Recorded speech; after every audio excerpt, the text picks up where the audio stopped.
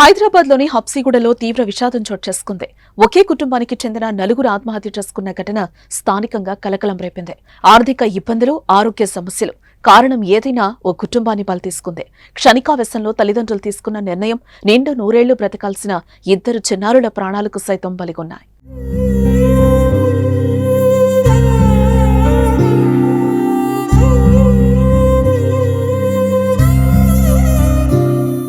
Hyderabad Habsiguda రవీంద్రనగర్లో నివాసముంటున్న K Chandrasekhar Reddy కుటుంబంతో సహా బలవన్మరణానికి పాల్పడ్డారు.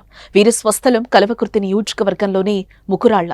కొన్నేళ్ల క్రితం భాగ్యనగరానికొచ్చి స్థిరపడి ఓ ప్రైవేటు కళాశాలలో లెక్చరర్గా పనిచేసేవారు. ఇటీవల ఆ ఉద్యోగం కూడా మానేశారు చంద్రశేఖర్. ఇక చంద్రశేఖర్ కు భార్య కవిత, కుమార్తె శ్రీతారెడ్డి, కుమారుడు విశ్వాన్ ఉన్నారు. కుమార్తె 9వ తరగతి చదువుతూ ఉండగా కుమారుడు 5వ తరగతి చదువుతున్నాడు. ఎంతో ఆనందంగా, సంతోషంగా ఉండే ఆ కుటుంబంలో తీవ్ర విషాదం చోటు చేసుకుంది.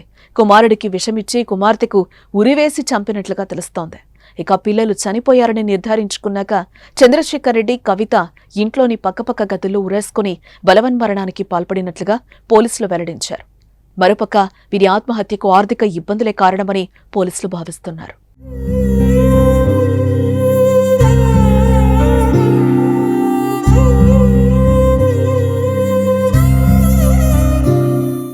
మరోపక్క ఇంటిల్లిపాది మూకుమ్మడిగా మరణించటంతో బంధువులు, కుటుంబ సభ్యులు గుండెలవిసేలా రోధించారు.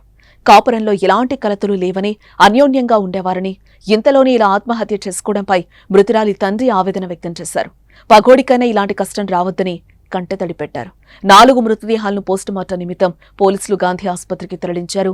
ఆర్థిక కారణాల వల్లే చనిపోయినట్లుగా తెలుస్తున్న ఆరోగ్య సమస్యల వల్లే ఆత్మహత్య చేసుకుంటున్నామని, అందరూ క్షమించాలని రాసిన ఓ సూసైడ్ నోట్ వెలుగులోకొచ్చింది. కానీ పోలీసులు ఇంకా ఆ లేఖపై అధికారికంగా వెల్లడించలేదు.